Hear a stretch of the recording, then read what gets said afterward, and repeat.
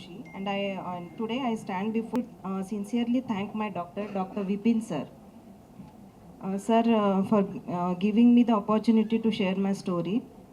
Being able to talk about my journey means a lot to me, and I hope it brings courage and awareness to others. In 2022, I was diagnosed with breast cancer. Hearing those words was one of the most frightening moments of my life. What made it even harder was the timing. Just 4 months before my diagnosis, my older brother had passed away from brain cancer. The wound was still very fresh and like very fresh for our family, and the pain of that loss had not yet healed. Naturally, when I heard about my own diagnosis, fear completely took over me. I was scared about what might happen to my future.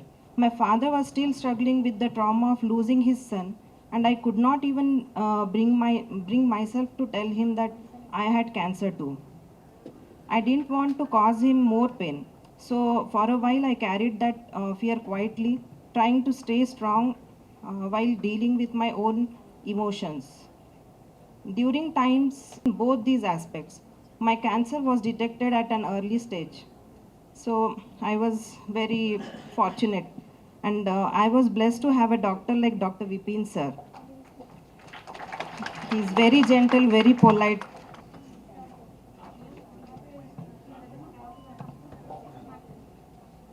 My name is Mahalakshmi.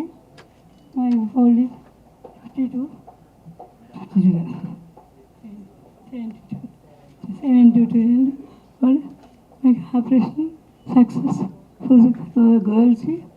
False stop కాదండి అది 72 చాలా జాగ్రత్తగా చూస్తున్నారు. Staff కూడా ఎంతో ఓర్యంగా గౌరవంగా చూస్తున్నారు.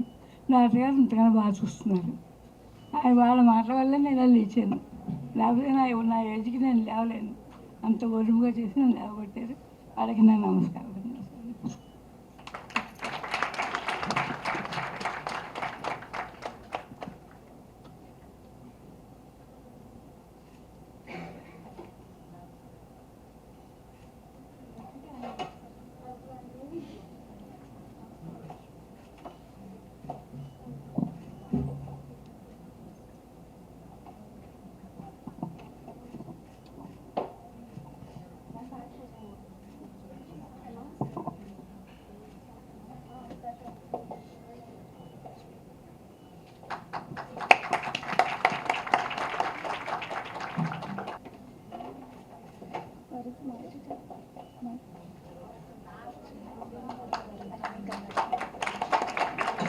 గంగారమ్మ గారు.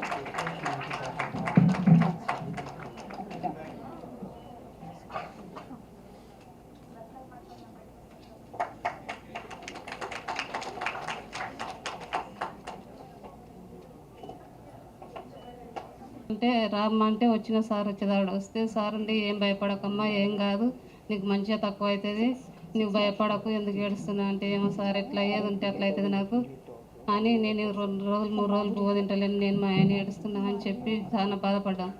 సార్ ఉండి ఏం కాదురా అంటే వస్తే చూసిర్రు, టెస్టులు చేసిర్రు, ఏం కాదమ్మా తక్కువ అవుతుంది అని చెప్పి మంచిగా చూసిర్రు సార్. నాకు Chinnababu sir, Anusha sir, Santosh sir నన్ను మంచిగా చూసి మంచిగా చేసిర్రు. ఇంకా మంచిగా చదువుకొని ఎంబీబీఎస్ చేస్తుంది. మా చిన్న పాప చిన్న బీ ఫార్మసీ చేస్తుంది సార్. Thank you. మమ్మల్ని ఇక్కడికి సార్ మంచిగా చేయించాక నాకు ఒక సంతోషంగా, నేను ఒక సింగర్. రేపు అయ్యే ప్రోగ్రామ్స్కి ఈరోజు ఆడోళ్ళు అంటే ఎట్లా ఉంటుంది, మన ఆడపిల్లలంటే ఏ విధంగా హీనంగా చూస్తాం మనం. ముందుగా వాళ్ళ గురించి ఒక చిన్న పాట పాడి మాట్లాడతాను. ఎందుకంటే మనం ఈ జన్మనెత్తాలంటే ఆడతల్లి అవసరం మనకందరికి. ఆడతల్లి లేనిది ఈ లోకం లేదు కాబట్టి అమ్మ అంటేనే మనకి ఎంత ప్రేమ. ఒక శరణం పాడి మీ ముందు వినిపిస్తాను. కమ్మనైన అమ్మ పాట వింటే ఎంత మధురమో, మనసుకు కాదు మరువతరమో. తల్లి గర్భాగుడిలో ఉన్నప్పుడు రక్తం ముద్దయి ఎదుగుతున్నప్పుడు నవమాసాలు నిండుకున్నప్పుడు అమ్మయ్యగా నేను కడుపులున్నప్పుడు అంటే ఏ తల్లికైనా మరి అమ్మ అవసరం. ఆడపిల్లలంటేనే లోకువైపోయే తల్లి, ఆడొళ్ళు లేనిది లోకమేడుందా అని నిలదీసి అడుగు చెల్లి. ఆడపిల్లలు పుడితే మూతులేమో చేరు, మగపిల్లల కొరకు నోములే నోచేరు. ఆడపిల్లలు పుడితే మూతులేమో చేరు, మగపిల్లల కొరకు నోములే నోచేరు. ఆడపిల్లను లేపి అంట్లు ముందేస్తారు, మగపిల్లవాడిని బడికి పంపిస్తారు.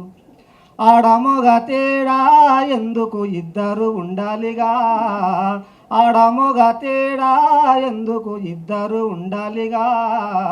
ఒకరికొకరు తోడుగా లేకుంటే బ్రతికే చాలదుగా, ఒకరికొకరు తోడుగా లేకుంటే బ్రతికే చాలదుగా. లాయిరే లల్లాయిరే లాయిరే లల్లాయిరే. వారికి వచ్చింది నేనైతే భయపడలేదు. నా పాప ఎంబీబీఎస్, ఒక ఆమె బీ ఫార్మసీ, మేమంతా హ్యాపీ ఇప్పుడైతే.